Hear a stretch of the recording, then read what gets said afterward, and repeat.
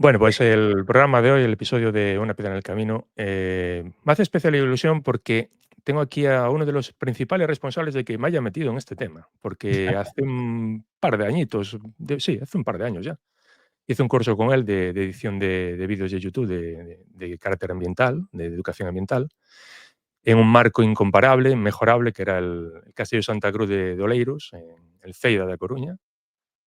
Tú lo recuerdas bien, ¿verdad? Que es una chulada de Sí, sitio. sí, me enamoré del sitio. Dije, aquí tengo que volver a grabar lo que sea, pero tengo que Sí, buscar sí. una excusa para tener que volver. Un castillo en una isla, en medio del mar, una cosa maravillosa.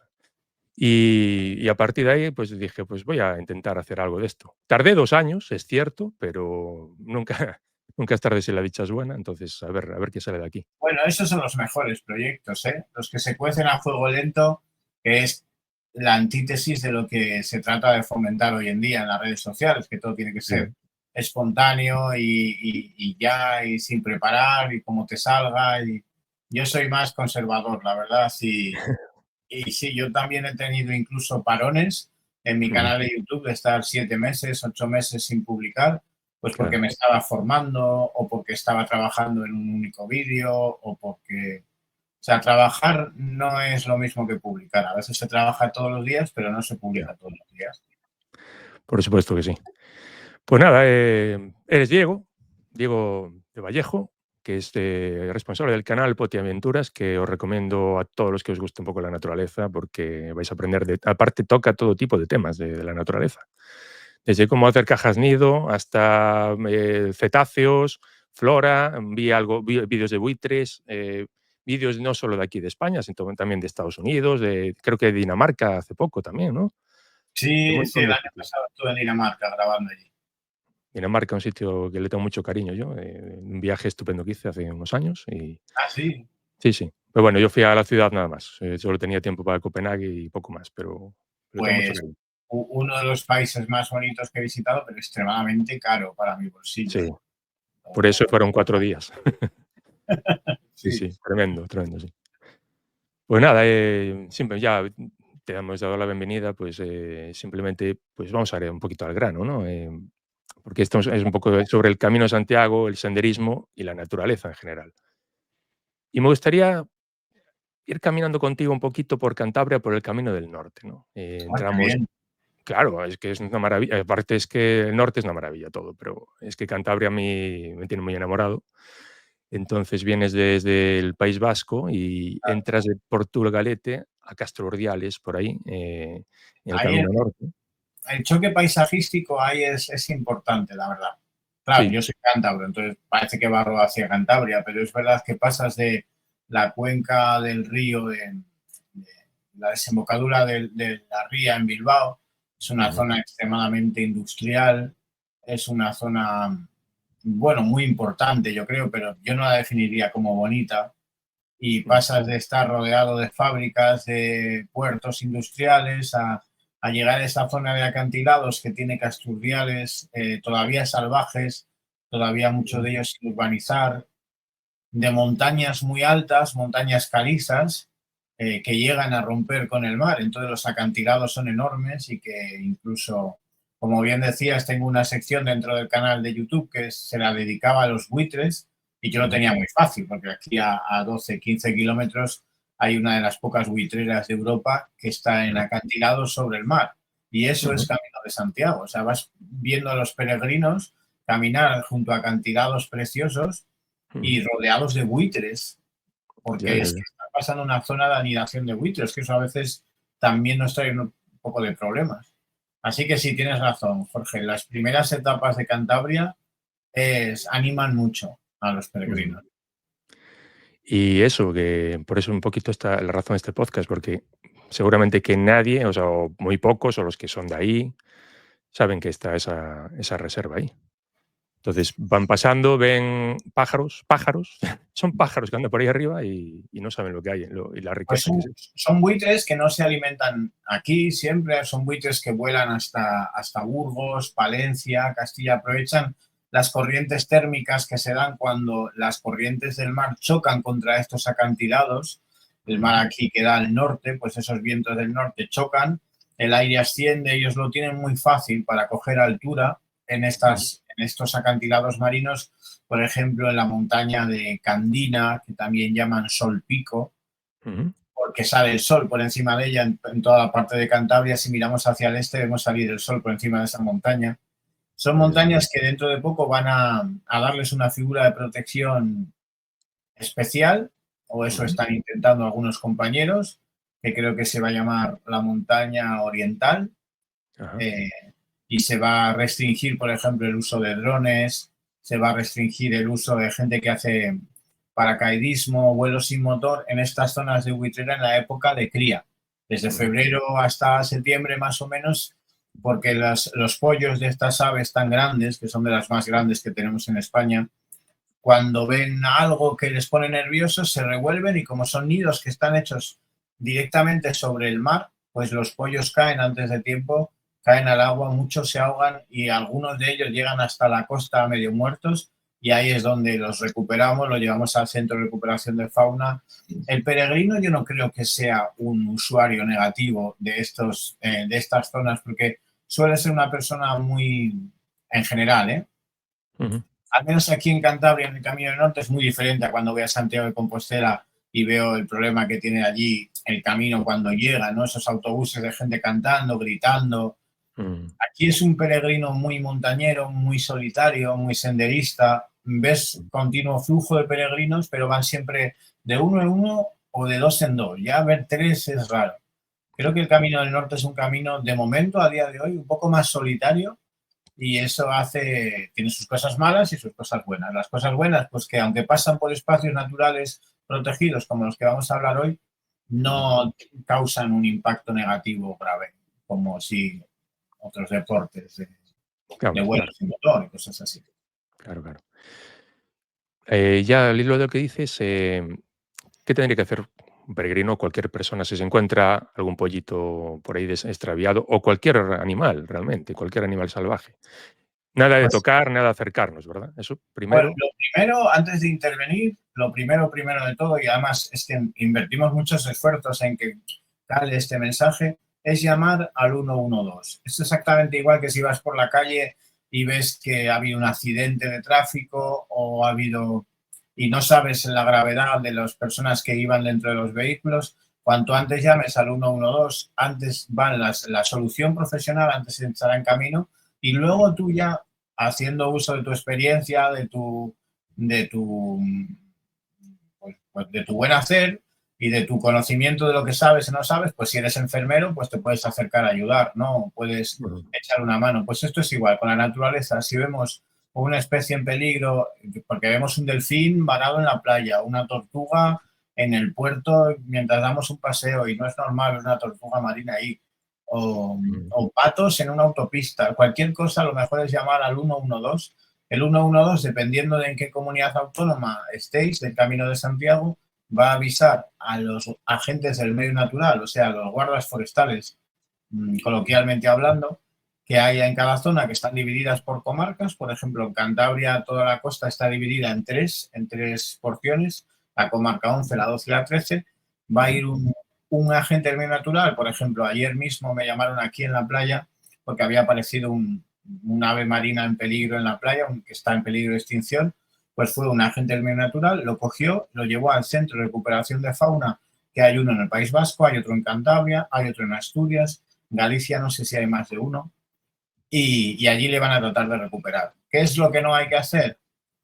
Llamar a la policía municipal, llamar a los bomberos, llamar a la Guardia Civil, llamar a la Policía Nacional, porque si tienen medios, esos cuerpos de seguridad siempre van a ayudar, siempre ayudan, siempre hacen todo lo posible por ayudar. Lo normal es que no tengan medios suficientes como para estar dedicándoles una patrulla a un ave marina. Y lo segundo, porque aunque quede mal decirlo, no son profesionales del medio natural. No saben distinguir un paíño europeo de una cría de otra ave en general. Entonces no saben cómo hay que atrapar, no saben qué enfermedades tienen esos animales, por ejemplo, la gripe aviar, ¿no? Que ahora están presente en las aves marinas que llegan con problemas a la costa. No puedes acercarte a un ave que tenga gripe aviar, tocarla y manipularla si no tienes un EPI de protección, pero igual con otros ejemplares de otras especies sí que puedes no trabajar sin mascarilla, por ejemplo. Todas esas cosas, lo mejor es llamar al 112 porque el 112 va a mandar al equipo profesional del medio natural que haya en cada comunidad autónoma. Claro. Y en ese sentido hacemos campaña también con los cuerpos de seguridad. O sea, si eres de la policía municipal y te entra una llamada de que hay un delfín, derívala cuanto antes al 112, no vayas tú a recuperar el delfín porque, por ejemplo, se nos mueren muchos delfines por el daño que les hacemos al intentar salvarles de forma equivocada, cogiéndolos por zonas donde les hace mucho daño. Es complejo, pero bueno, vamos poco a poco, ¿eh? Que bastante hemos avanzado en muy pocos años.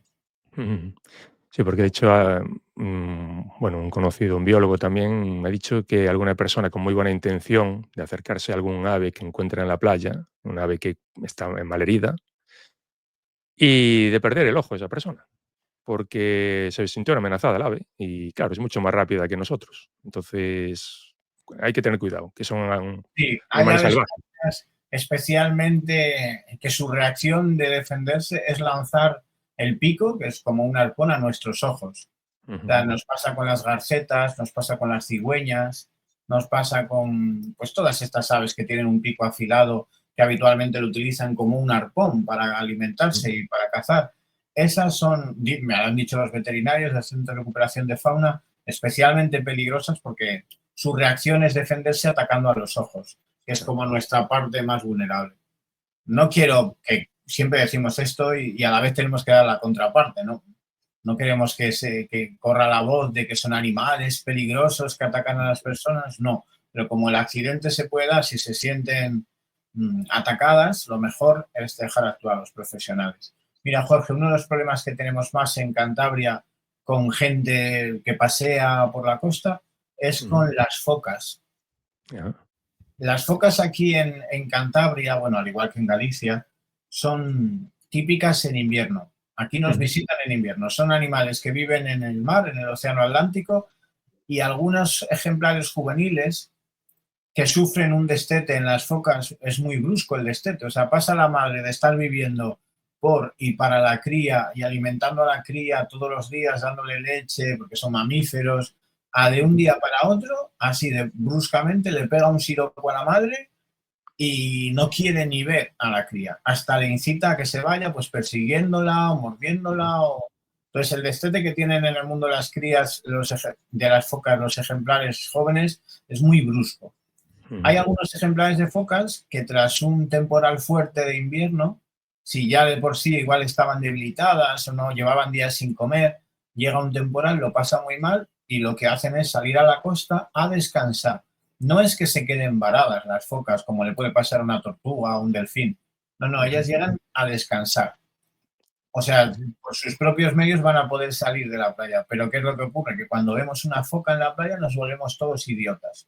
Ya que podría decirte locos o no, idiotas. O sea, perdemos el norte totalmente, actuamos de Ujú. formas que nunca habrías pensado que ibas a actuar.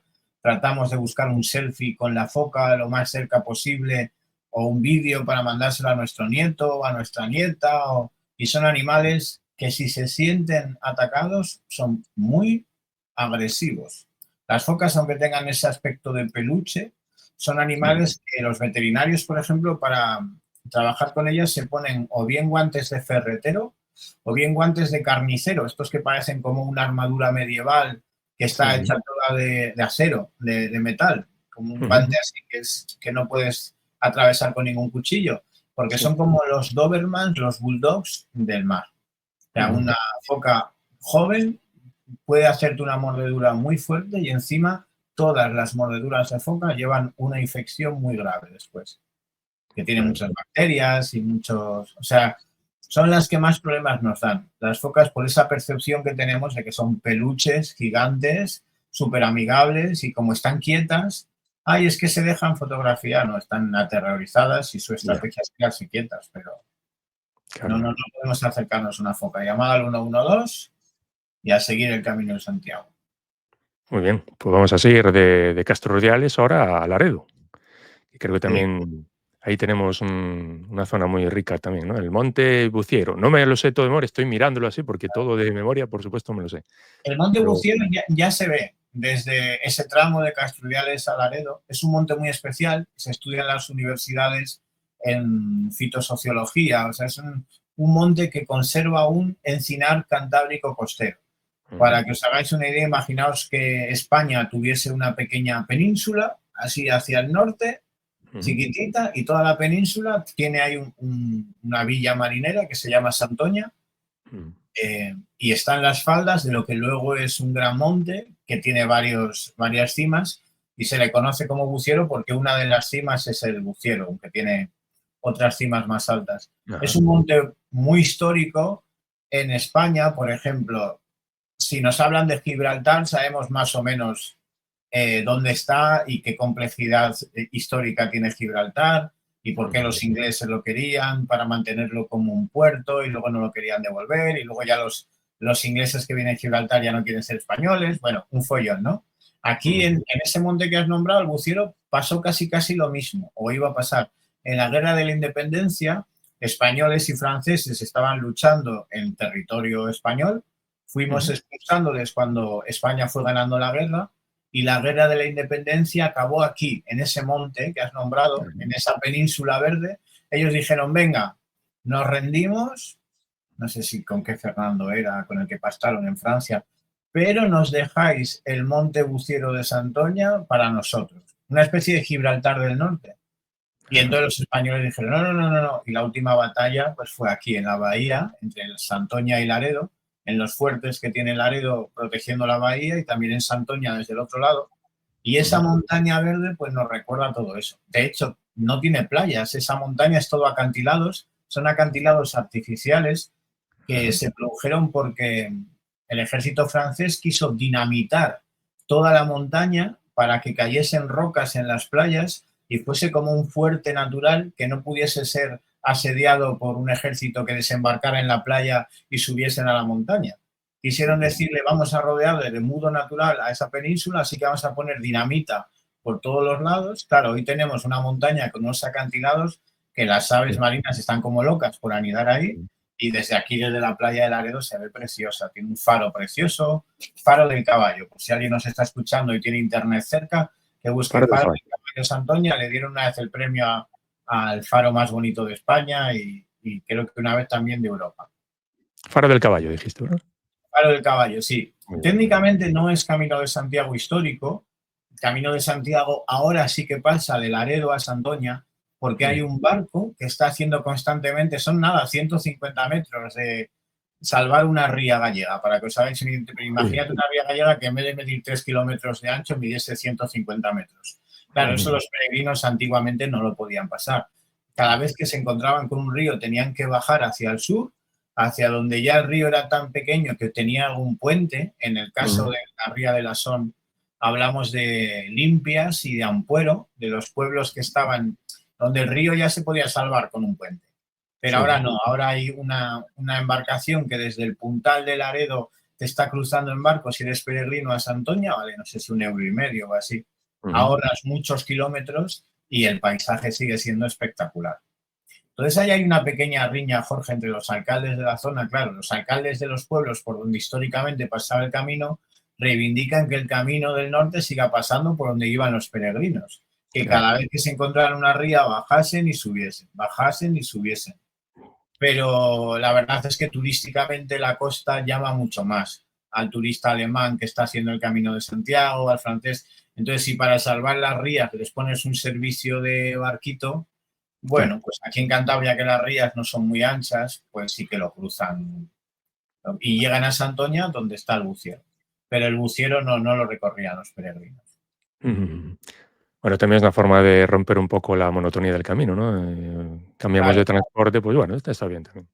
Claro, y que a los peregrinos que hacen el Camino de Santiago en verano, los que lo están haciendo ahora, pues aquí en Laredo tenemos una playa de 3,5 kilómetros, la playa Salvé, que en este trazado, cogiendo el barquito en la punta, ya están obligados a ir por el agua con las mochilas, se quitan los zapatos. Es una playa, la de Laredo, muy ancha, gigante, muy llana. Entonces ese agua del mar les gusta mucho después de haber cruzado el País Vasco, todas esas zonas alejadas quizás del agua. pues poder hacer el camino andando 3,5 kilómetros por una playa extensa y muy ancha es algo que les atrae mucho. Así Claro, que claro. yo creo que ya es irremediable. El camino va a tener más flujo de personas que vayan por la costa que no que vayan salvando cada río y metiéndose hasta las montañas y vuelta, porque antes no había puentes. Claro, y ahí un poco esa zona también, se destaca mucho las marismas, ¿no?, que tiene. Sí, Eh, cuando termina Laredo y Santoña empiezan las marismas, parque natural que tenemos aquí las en marismas de Santoña, Victoria y Joyel, me parece, ¿verdad? Sí, Si no estoy es mal. un parque natural que engloba 11 municipios, pero quizás como el primer municipio que lleva el título es el de Santoña, es acortándolo, al final decimos el Parque Natural de las Marismas de Santoña. Laredo también está dentro del Parque Natural, Colindres, Cicero, Treto, Escalante, Argoños, o sea, hay un montón de municipios que rodean ese espacio que es tan peculiar y que yo conozco también de las marismas porque lo trabajo mucho durante el invierno. Y en las marismas tenemos dos eventos, un evento que se repite dos veces, por así decirlo, que es una llegada masiva de grandes bandadas de aves, de patos sobre todo, aves limícolas que vienen en su flujo, o bien vienen huyendo del frío del norte y bajan hacia el sur, o bien al revés, vienen del sur y se van para el norte porque quieren aprovechar los meses cálidos en el norte que hay más alimento. Entonces en septiembre empiezan a llegar las aves. En diciembre está la hibernada, que llamamos, es una especie de congregación masiva de aves, pero como el clima aquí ya no es tan, o sea, mucho más agradable que en el norte, de donde ellas huyen, pero aquí en diciembre la gente es raro que vaya a ver patos, tienes que ir con la cazadora, con el paraguas. No es como en septiembre, que en septiembre es más fácil ir a ver aves porque todavía aquí el clima es genial. Y luego la otra congregación de aves es en torno a marzo, febrero, marzo, ahí se vuelven a congregar también. Yo lo recomiendo, que si alguien va a darle importancia a las marismas porque está haciendo el camino del norte y quiere dedicarle un día al parque natural, que lo haga si es una de esas fechas, o bien diciembre, septiembre, quizás febrero, marzo, pero luego el resto del año quizás se le haga un parque natural. O sea, a mí me parece fascinante, ¿eh? Pero reconozco que cuando lo miras con los ojos de un joven que no le han explicado aún el equilibrio que se está dando en esos fangos y en esas aguas, pues no es un parque natural tan impactante como pueden ser los de alta montaña o los grandes bosques y no deja de ser un cenagal que a veces sopla el viento frío y que es difícil de vender turísticamente. Quizá por eso se conserva bien, porque no tenemos esa llegada masiva de turistas aún que quieran aplastar el parque natural. Sin embargo, desde un punto de vista natural es espectacular, ¿no? Es una importancia tremenda. Una marisma, las dunas. Sí, sí, de hecho dice en Naciones Unidas, creo que es el segundo hábitat más importante del planeta. No por lo que vemos las personas fuera del agua, sino por lo que está ocurriendo bajo el agua. Y aquí se entiende muy bien. Aquí desciende una ría, que creo que es el río más corto de España, el río Asón, que apenas tiene 39 kilómetros desde donde nace, ya está desembocando en el mar, pero nace en las grandes montañas, desde aquí se ven, desde la costa, y serpentea rápido y llega al mar. Claro, el agua del río siempre está un poquito más fría, de media, que el agua del mar. Nada, la diferencia es minúscula y en algunas épocas del año es mayor, pero de media siempre está el agua. De hecho, cuando te vas a bañar, Jorge, a un río, no notarás, bueno, en Galicia tenéis el agua súper fría, pero aquí en Cantabria en el río te bañas si eres niño, de mayor ya cuesta un montón meterse entero. Pues cuando el agua del río Asón se encuentra con el agua del océano, claro, lo cálido tiende a subir, lo frío tiende a bajar y entonces los nutrientes que trae el río quedan inmediatamente como aplastados por el agua del mar. Es como una especie de trampa para los sedimentos y así es como nos referimos al Parque Natural los técnicos. Es una gran trampa de sedimentos del río.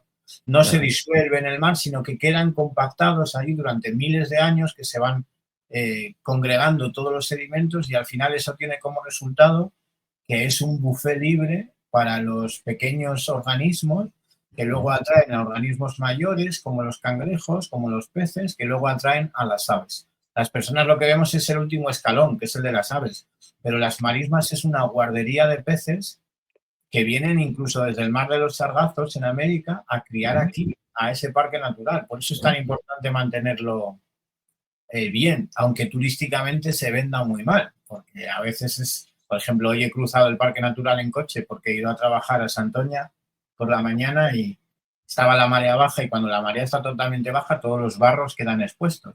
Claro, los que Claro. somos frikis de la naturaleza vamos buscando al águila pescadora, vamos buscando a ese ibis que te han dicho que ha llegado, o incluso un Mm. flamenco, pero los que no son tan frikis de la naturaleza pasan y ven un cenagal gigante que a Claro. veces huele raro, que a veces tiene mosquitos.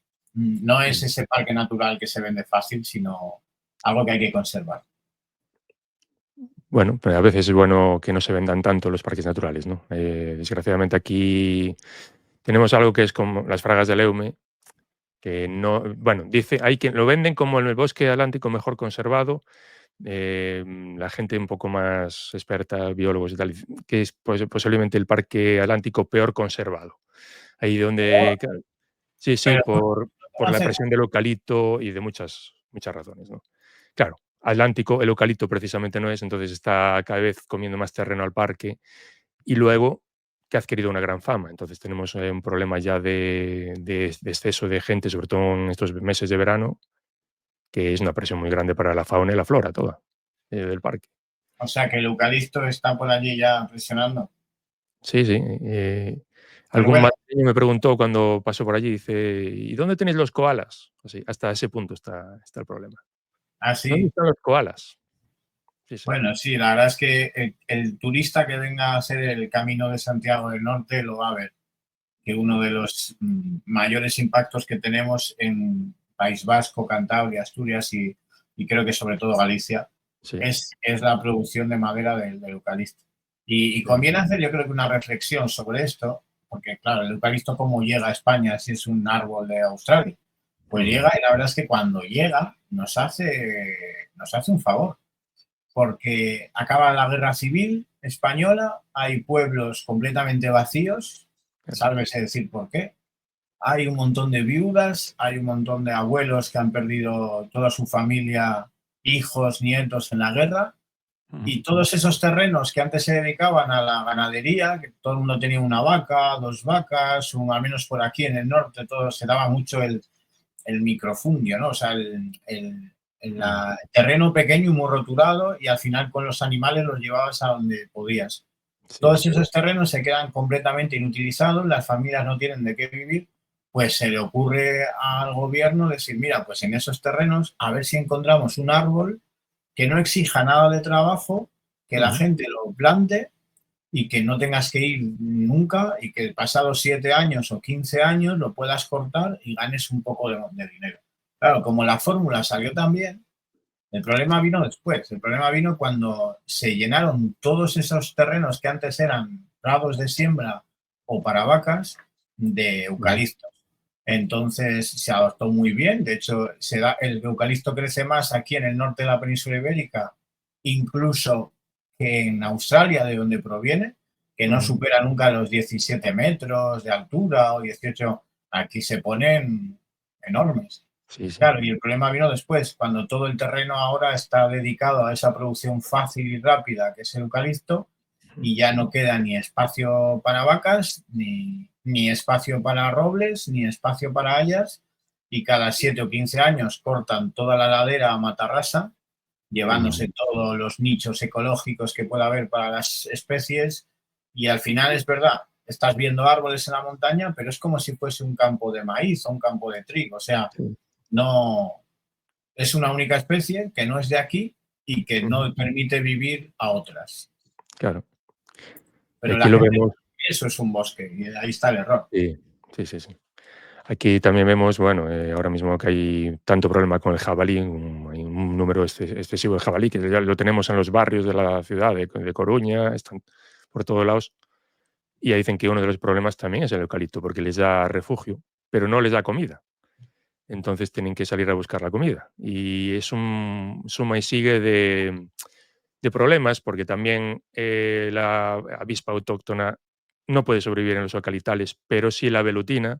Entonces ahí la velutina se expande y hace lo que le da la gana, está a sus anchas, y es un suma y sigue de problemas, ¿no? Es una cadena, evidentemente en la naturaleza ya sabemos que siempre es así, una cadena, y en este caso, aún encima, que está ejerciendo presión sobre un parque natural que tendría que tener mucha más importancia de la que tiene desde ese punto de vista, desde el natural. Lo está intentando explotar más desde el punto de vista turístico, pero bueno, es una pena. Y es una pena que tenemos todo el norte, porque es un exceso. Una cosa es que tenga una zona dedicada a eucaliptos, que vale, pero otra cosa es que aquí ya hay un tercio en Galicia, de un tercio de toda España. Es una barbaridad. Y yo cuando voy a Galicia, que voy mucho, porque Ujú, mi mujer es de allí y tratamos de ir siempre que podemos, yo muchas veces voy con el dron y aprovecho las paradas por el camino pues para intentar grabar algún vídeo para mi canal o algo así, aunque sea un vídeo corto.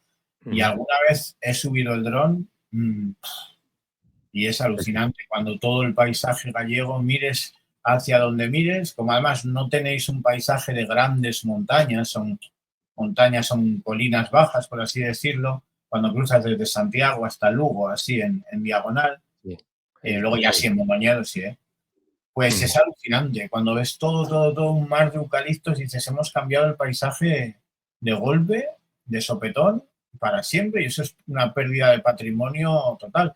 Pero al final, ¿qué haces cuando el dueño de ese terreno tiene todo el derecho del mundo a dedicárselo al maíz, al trigo, a poner un prado o a poner eucaliptos? Claro, claro. Es complejo. Y luego la verdad es que la gente desde la ciudad muchas veces lo juzgamos mal, porque cuando el momento que vemos un terreno montañoso, Ujú.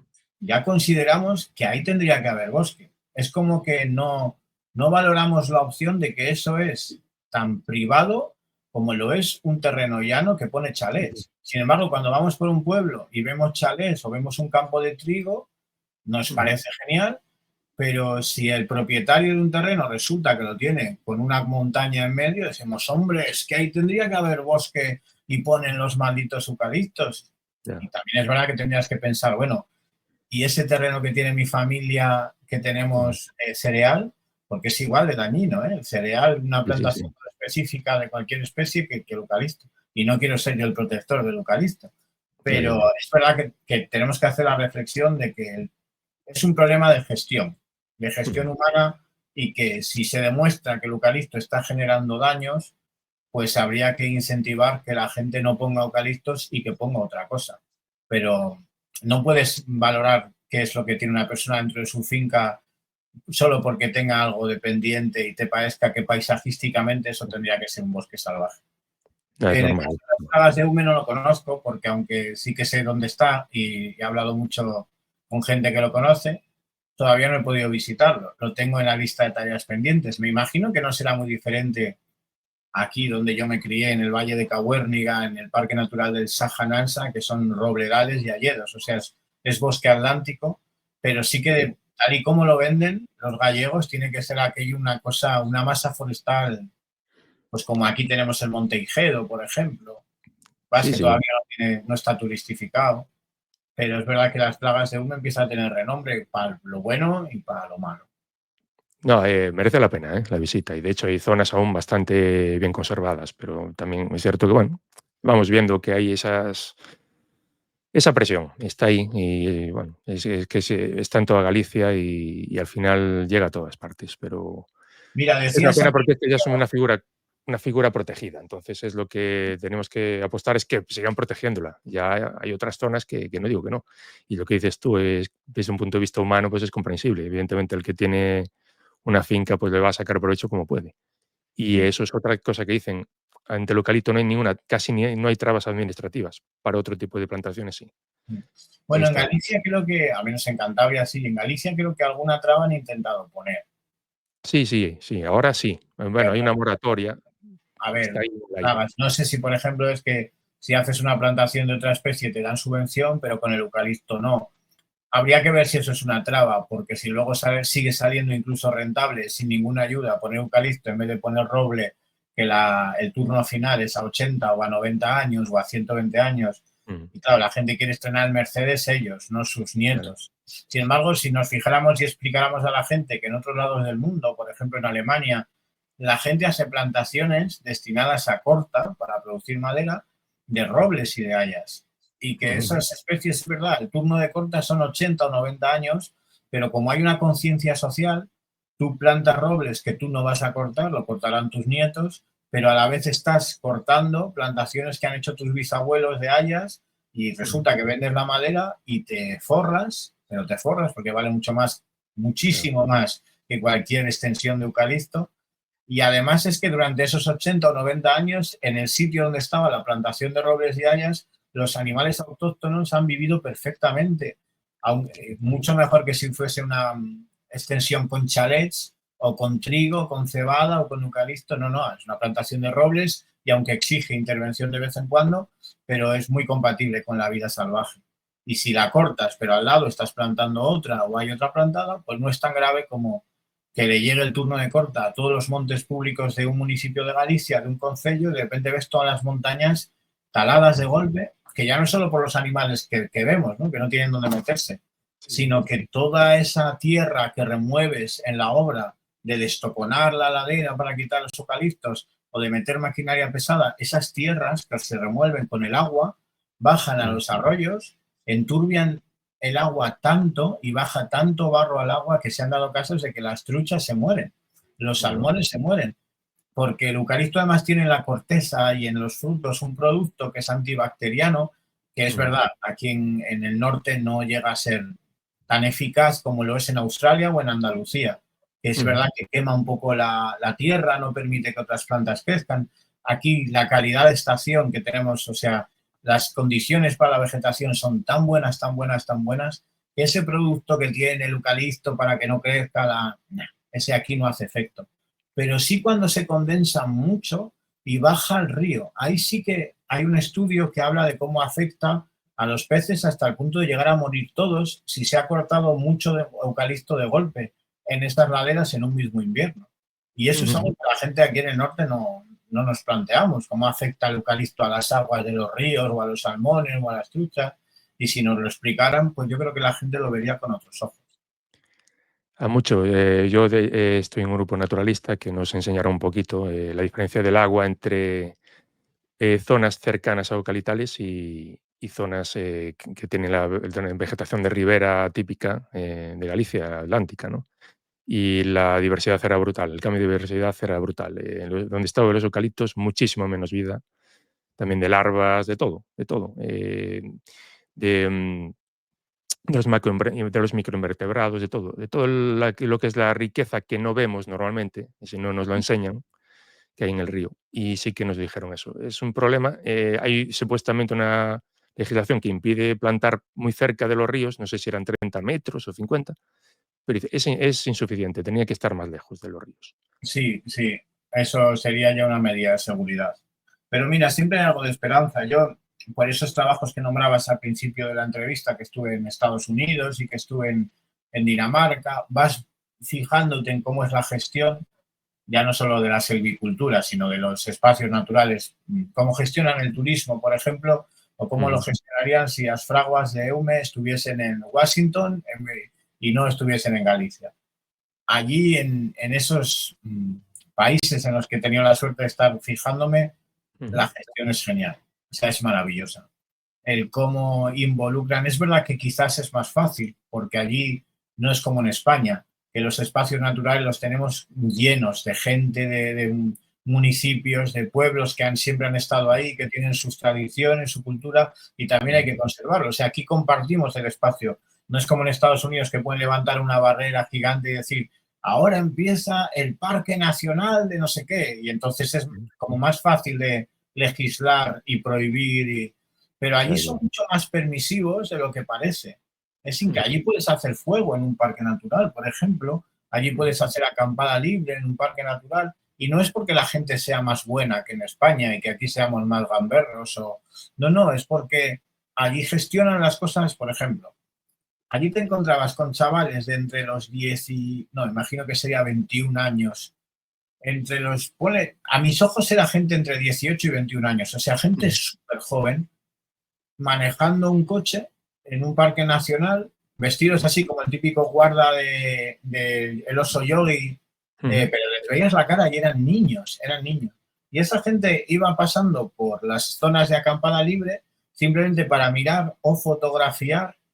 mm, Además, había unos buzones en la entrada de las zonas de acampada libre y en los buzones tú tenías que meter pues $10 si ibas a acampar una noche. No tenías que pagarlo en la recepción de un camping. No, no, no, no. Te ponían un buzón y tú tenías que pagar. Claro que tú dirás, bueno, entonces no lo pagaría nadie. Pasaba una noche de cada dos, uno de esos Rangers que se llamaban, y ojo, como te pille y que no hayas pagado. Ya, Entonces ya. todo el mundo pagaba, nadie valoraba. Además eran cantidades, $10 para un estadounidense es como, yo qué sé. Además ahí en esa zona, como para ti, a mí, 5 euros, para que te hagas una Claro, idea. Mira, me voy a ir 7 días de acampada este verano en mis vacaciones, pues bueno, 7 por 5, 35 euros que la gente lo pagaba encantada. Tú claro. pagabas, avisabas antes por teléfono, mira, la noche tal voy a dormir en esta zona de acampada libre, voy a hacer fuego. Y la segunda noche pienso dormir aquí y también voy a hacer fuego. Estaba todo preparado para que pudieses pescar tu propia cena, para que pudieses acampar, para que pudieses hacer fuego. Y no Ujú. había incendios, o sea, era una cosa, no había basura en el suelo. Y aquí en Claro. España, como que tenemos pocos recursos destinados a la gestión de los espacios naturales, y entonces, ¿qué hacen los cuerpos de seguridad? Prohibir, prohibir, prohibir, prohibir, prohibir, prohibir acampada libre, prohibido. ¿Por qué? Porque si hay un día que hay gente que hace un botellón, el municipio chiquitito tiene que encargarse de mandar un barrendero a limpiar el botellón y como no tiene barrenderos, dice el alcalde, pues yo no tengo barrenderos, o me pagáis la asunta un barrendero o prohibido acampar. Solución, prohibido acampar, prohibido, Ya. prohibido, prohibido, prohibido, porque no destinamos dinero real a tener un barrendero, a tener un segurata, a tener en el espacio natural. Sí, Los sí. guardas forestales van hasta aquí ya de trabajo y no dan abasto. Pues allí se usaba a los chavales más jóvenes que querían ser guardas forestales, tenían esos primeros contratos que eran como ojeadores, eran rangers, una cosa que a mí me encantó, por ejemplo. Te podría estar hablando así de casos Bueno, de gestión que digo, no sé por qué no lo hacemos en las fraguas de Eume, ¿sabes? por O ejemplo. en el Parque Natural del Sajanansa, aquí en Cantabria. Sí, sí, sí. Hay un amigo venezolano me decía que era Boy Scout en Venezuela, y que se metió aquí en un grupo de Boy Scouts y dice: "El problema es que aquí no se podía hacer absolutamente nada".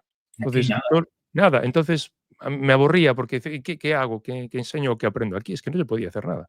Dice: "Y eso es muy importante porque aprendes a convivir con la naturaleza, tal y como lo hacíamos allí. Y aquí no lo pueden aprender porque no se puede hacer nada". No, no, yo hago a día. No es que ahora que tengo ya 40 años, pues aunque estuviese permitido, no iría todas las noches a dormir al monte. Pero Ya, es ya. verdad que yo sí que viví las últimas zonas de acampada libre de Cantabria cuando yo era adolescente. Cuando yo Ujú. tenía 15, 16, 17, 18 años, sí que subía con mis amigos del instituto con una tienda de campaña a zonas donde era permitido todavía. Y para nosotros ir a escuchar la berrea del venado, de los ciervos en otoño, por ejemplo, era una cita ineludible, ancestral, mágica, que te hacía conectar, aunque solo fuese con el sonido en el fondo del bosque de un venado que parecía que era un dragón chillando aquello. Y Claro. seguramente que de aquellas experiencias hoy soy quien soy y me dedico a lo que me dedico. O sea, de Ujú. esas conexiones cuando eres adolescente, que se está formando la persona que vas a ser cuando seas adulto, esas experiencias de contacto con el bosque de aquí, con el bosque autóctono, ahora son muy complicadas porque no se Ujú. puede acampar, los campings son como son y están como están de turistas venidos de todo el mundo.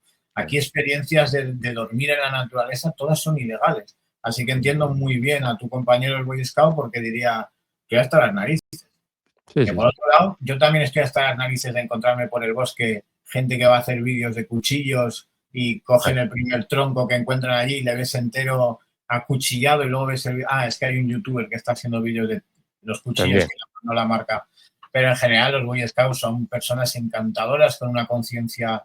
Yo he trabajado mucho con grupos de ellos y a Ujú. mí, yo si pudiese volver a nacer, seguramente sería Scout. No sé en qué grupo, Ujú. pero es una experiencia que sí que recomendaría.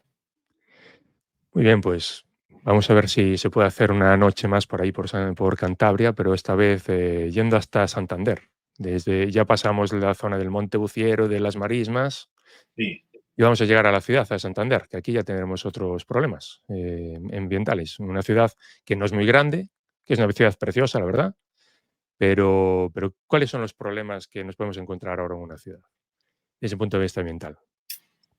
Santander es que si le preguntas a alguien de fuera de Santander sobre Santander, seguramente allí en Galicia os pasa lo mismo con la capital, no lo sé. La gente de Santander es de Santander, Ya. no es de Cantabria, es de la Ujú. ciudad de Santander. y hacen un mundial y lo hacen todo en Santander. Y hacen un proyecto ambiental y es el Anillo de Santander. Y hacen un... Yo Santander siempre me lo salto. Yo, salvo por los museos, que voy mucho y me encantan, Santander medioambientalmente no tiene mucha riqueza en comparación con el resto de costa cántabra. Pasado Santander te encuentras enseguida con el Parque de Liencres, con Costa Quebrada, pero pasado de donde termina la última casa, del último pueblo periférico a Santander, empieza otra vez una zona de acantilados, de landas atlánticas, el Pinar del Parque Natural de Liencres, o sea, una zona tan mágica, tan espectacular, tan de fondo de wallpaper de Windows, de fondo de pantalla, que Santander, no sé, es como si me dices Madrid. Ya. Y ambientalmente, ¿qué significa cruzar Madrid? Pues sáltatelo si puedes, no sé.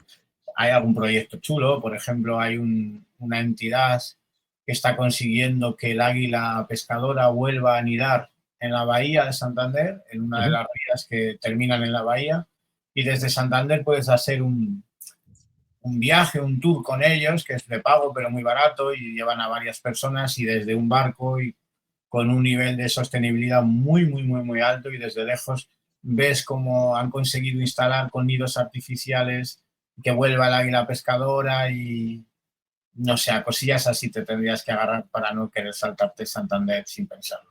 Porque Pues nos la saltamos, que yo ya la conozco también, entonces no hay problema. Y vamos hacia como ¿sí? ciudad es mi ciudad favorita, ¿eh? O sea, Ya, yo ya. voy, mi cuñado de Santander, yo voy voy más a Santander que a Bilbao y yo desde Laredo los tengo a la misma distancia. Voy muchísimo más a Santander, pero medioambientalmente es una gran ciudad. Es nacional, claro, exactamente, es lo que hay. Pues pasamos ya de Santander entonces, pues vamos hacia Santillana del Mar. Santillana del Mar, que la gran mentirosa decían, ¿no? De Sí, que Santillana. ni es Diana, ni es santa, ni tiene mar. Ujú. Pero Es un también pueblo. es un sitio precioso, a mí me encantó las veces que lo fui. Sí, también Y ahí ya hablamos de que están ahí las dunas, ¿no? Hay dunas de Llancres, de Liencres, perdón, de sí, Costa tiene un Quebrada. nombre que sé que os suena raro a los gallegos, Sí, pero sí, igual que Liencres. Colindres, pero Bueno, sí, pero sí. Colindres suena más, quizá. Lo de Colindres es más famoso, yo creo, fuera Claro, de Cantabria. Liencres es un pueblo muy pequeñito y no está cerca. Es como las dunas de Corrubedo y Corrubedo. Es parecido. Las dunas de Liencres están un poco alejadas del municipio, del pueblo de Liencres, quiero decir. Ujú. Pero es un sitio mágico, espectacular, un mini parque natural que tiene de todo, pero de todo, ¿eh? Tiene una ría que desemboca allí, que la propia ría te puedes bañar en ella. Han topado un poco los nudistas, entonces hay que tener cuidado, no puedes ir con cualquier amigo allí, hay gente más sensible con el nudismo, hay gente que somos menos sensibles, pero la zona que todavía te puedes bañar con el perro en la playa, una cosa de esos Ajá. espacios de contacto con la naturaleza que prohibir, prohibir, prohibir, como siempre en España, en todos los lados, prohibir, prohibir, prohibir. Sí. Pues Liencres sigue teniendo su espacio, y eso que es un parque natural, tiene también la otra vertiente de parque natural, un aparcamiento grande, para que todo el tráfico se concentre allí con su restaurante típico de entrada de parque natural. O sea, que ese turista igual que tiene poca movilidad porque es una persona mayor, pues también puede aprovechar y asomarse allí al mar. Es una zona preciosa, el puntal de Liencres, y es una Ujú, zona que por desgracia sufre muchos varamientos de delfines, ujú. tortugas, por la que yo en el trabajo que hago en la red de varamientos, pues tengo que acudir bastante. Y aún entonces aún se puede visitar perfectamente. Es que aquí las zonas de Corrubedo hay que verlas de lejos ya. O sea, antes también es cierto que antes era un exceso. Antes estaba la gente por arriba y saltaba. Bueno, hacíamos yo lo hice de niño también, porque Claro, era claro, no había conciencia en ese aspecto tampoco. te gustaba la naturaleza, pues ibas a saltar a la duna, o sea, que Sí, sí, iba en la mano, igual que antes si te gustaba la naturaleza eras cazador. Eran tal cual. cosas que no te planteabas, iba de la mano todo, porque socialmente lo heredábamos. Pero sí, sí, la duna de Liencres tiene un gran pinar, hemos instalado cajas nido de murciélagos, funcionan muy bien. Ujú, En ese pinar luego va viendo un degradado poco a poco a dunas, que ocurre también en las landas. O sea, el pinar es artificial, ujú, fue traído hace ya muchos años, se intentó talar, consideraron que medioambientalmente ya merecía la pena abandonar su gestión y dejarlo, porque ya estaba totalmente naturalizado, Y así hicieron, y ahora es una zona que impacta mucho. Aquí encontrarte pinos que acaban en la arena convirtiéndose en una playa y con tantas zonas solitarias y tranquilas, está genial. A mí me encanta. Y luego ya entramos en la última zona de Cantabria, que es Ollambre, San Vicente de la Barquera.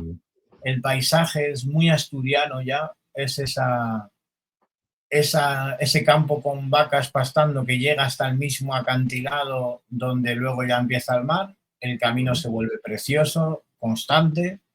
Ya el paisaje no cambia bruscamente como igual ha cambiado en Cantabria. A lo largo de la costa asturiana puede haber la zona de Gijón más industrial, la zona de Avilés, pero es un paisaje yo creo que más constante, o ya cuando entrevistes a un asturiano te lo explicará mejor.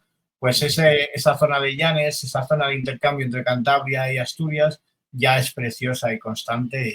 Y yo si tuviese que empezar, como cántabro que soy, el Camino de Santiago, empezaría ahí. O sea, el del norte.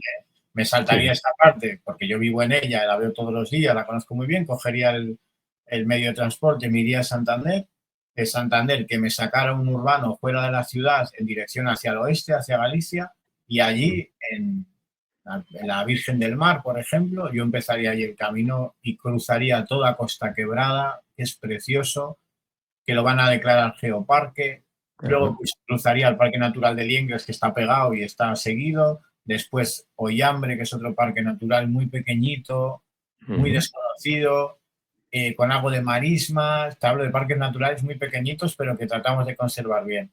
Y luego ya caminaría hasta San Vicente de la Barquera, que es un pueblo muy original, tiene un puente muy largo de piedra, creo que en Galicia, no recuerdo el municipio porque me llevaba mi mujer, pero he visto puentes así, puentes que cruzan una ría y son puentes muy bajitos, pues tiene una ría que estás viendo a la derecha al mar y a la izquierda la nieve encima de las montañas. O sea, es un paisaje precioso y eso no, ningún peregrino se lo debería de saltar.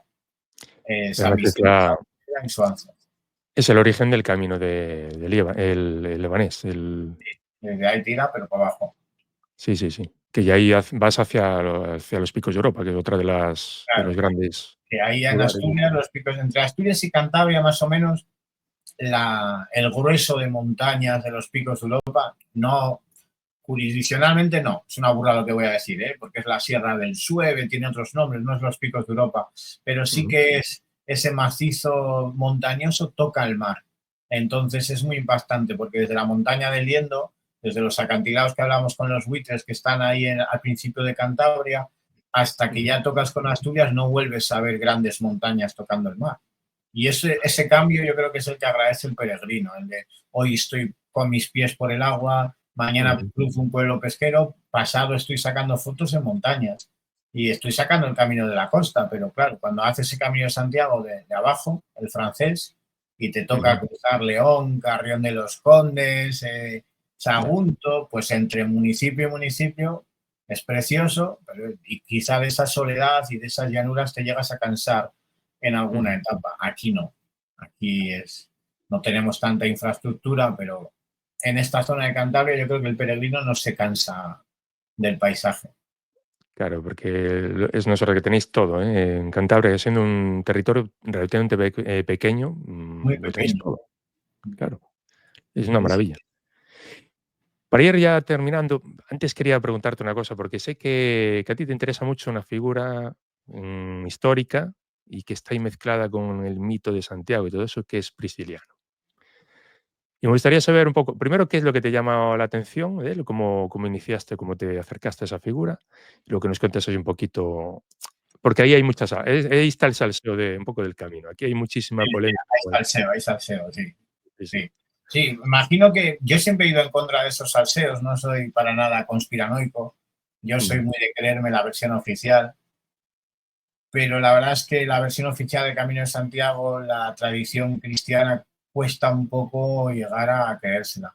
O tienes mucha fe, mucha fe, mucha fe, pero si eres seguidor de, yo qué sé, de ese Jesucristo histórico, que es como el que llaman, ¿no? En plan, bueno, voy a dejar la fe por un lado y voy a fijarme en quién fue ese señor, si existió de verdad o no, qué pruebas hay de que tuvo apóstoles, de que tuvo, ves que sí que hay muchas pruebas de que ese señor históricamente existió.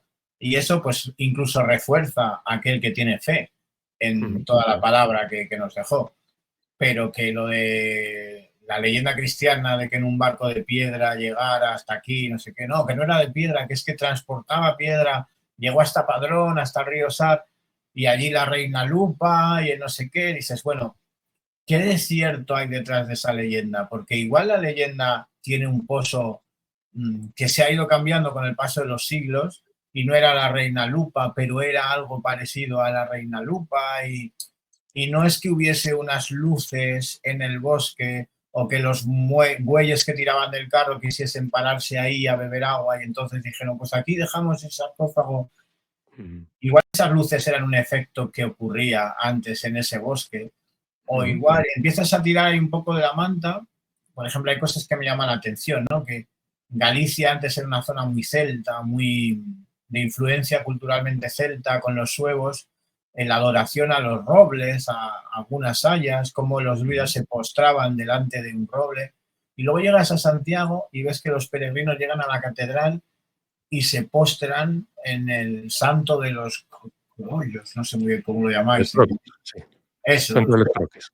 y ponen la frente en una piedra de la como hacían los y tú dices, ¿cómo se llama esa piedra? No, es que esa piedra está tallada el árbol genealógico de Jesús. ¿Qué pinta el árbol genealógico de Jesús en un pórtico? Y vas dándote cuenta de cómo a veces, en la expansión rápida que tuvo el cristianismo, se fueron fagocitando tradiciones y culturas que había ya en la zona, pero los fueron como cristianizando, ¿no? Si la gente se arrodillaba delante de un árbol, vamos a tallar un árbol que sea cristiano y sagrado, por ejemplo, porque tenga el árbol genealógico de Jesucristo y que la gente sí sigan viniendo a arrodillarse, pero que se arrodillen delante del árbol. Si te fijas cómo era la imagen de la entrada de la basílica en sus primeras ediciones, no como nos ha llegado hasta ahora, que está muy modificada. Desde dentro sí que se veía la sombra de un árbol con una columna grande en medio, te hablo del siglo XIII, XIV. Pues luego no había puertas, la Catedral de Santiago no tenía esa puerta de hierro, de madera que luego se le pone. Las catedrales eran como zonas para los peregrinos donde los peregrinos podían entrar a dormir. Como, no sé, como hoy en día un polideportivo cuando hay una catástrofe, ¿sabes? Que se abre el polideportivo y la gente entra. Los peregrinos llegaban a una iglesia como la de Santiago y entraban dentro y dormían, no había puertas. Eso hacía que la visión que tenía la gente desde dentro, por la luz que entraba por la puerta, era muy diferente. Se jugaba con cosas así que hoy en día ya pasan desapercibidas. Y a mí siempre me ha encantado esa historia y la historia de Prisciliano, ese obispo que tenía ese mensaje tan moderno, ¿no? Igualar a las mujeres y a los hombres casi en todo, como hacía él, que las mujeres pudiesen leer las sagradas escrituras, que cuando aquello era el mayor de los pecados, una mujer que pudiese leer, que los esclavos que tenían los romanos, él también tenía esclavos, pudiesen participar en los cultos religiosos, en las misas, lo que hoy serían las misas, que también era como le querían ahorcar por esas cosas y al final le mataron por esas cosas, le mató un general romano. Pero al morir, mucha gente peregrinaba hacia su cadáver, que sus seguidores se escondieron en algún sitio de Galicia y que de repente, 3 siglos o 4 siglos después, hacia el mismo sitio al que peregrinaban los cristianos seguidores de Prisciliano con una influencia celta muy alta, de repente aparece el cuerpo de Santiago, también decapitado, como murió Prisciliano, decapitado, al lado del cuerpo una mujer, porque Prisciliano tenía una mujer, y de repente no es Prisciliano, es Santiago de Compostela que aparece 8 siglos después. Es como muy raro. Entonces, a mí me gusta pensar, como a mucha gente en Galicia, que sí, que el que generó esa peregrinación inicial fue un señor con unas ideas que incluso hoy merece la pena recordarlas y releerlas un poco. Así que otro día, si quieres, Jorge, pues hablamos de Prisciliano, porque a mí ya se me ha acabado el tiempo y ya me tengo que marchar. Perfecto, sí. Ya te emplazaré. Muy bien, Hay solo para despedirnos, ¿perdona? Hay un montón de detalles que yo creo que a los gallegos les encantaría pensar, como Prisciliano es una persona que causó muchos estragos después de muerto. Dentro de la Iglesia Católica ocasionó un pequeño cisma entre los cristianos ortodoxos, por así decirlo, que seguían lo que decía la Iglesia de Toledo, Y los cristianos galaicos, que eran más rebeldes, más, por ejemplo, llevaban los curas el pelo largo, como los celtas y los druidas, y desde Toledo se prohibió, te hablo del siglo IX, no, del siglo VII. Prohibido a los curas llevar el pelo largo, como lo llevaba Prisciliano. Y un montón de chorradas que nos han quedado escritas en los concilios de Toledo, y cómo Prisciliano seguía tocando las narices 4 siglos después de muerto, que empezaron a endemonizar la imagen de Prisciliano, a dibujarle como un demonio, como para que la gente le tuviera miedo.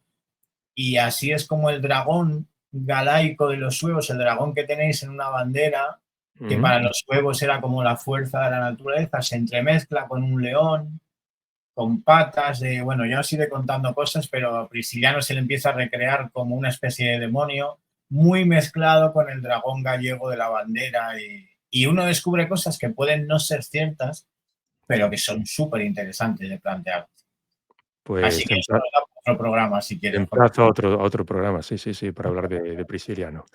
Bueno, y vamos acabando entonces. ¿Dónde te puede encontrar la gente si quiere ver tus vídeos, si quiere saber un poco más de ti? Pues yo me dedico como a 2 cosas que para mí están muy mezcladas, pero yo sé que para el público que podemos tener hoy, pues no. Por un lado hago talleres educativos, doy conferencias, doy charlas, pues como ingeniero forestal que soy, por ejemplo, de los bosques que hay aquí para la universidad, o un taller de fósiles y dinosaurios, o un taller de construcción de cajas nido, o sea, como un educador ambiental autónomo.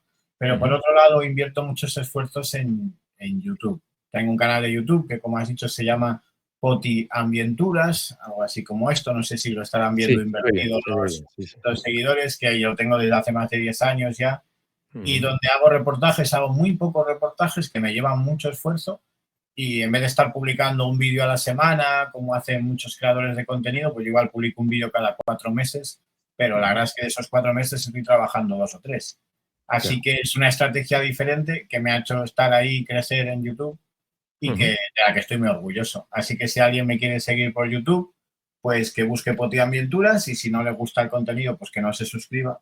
Y ujú. si le gusta el contenido, pues ya está. A Lo suscribir. pondremos, lo pondremos todo en la descripción del vídeo, por supuesto.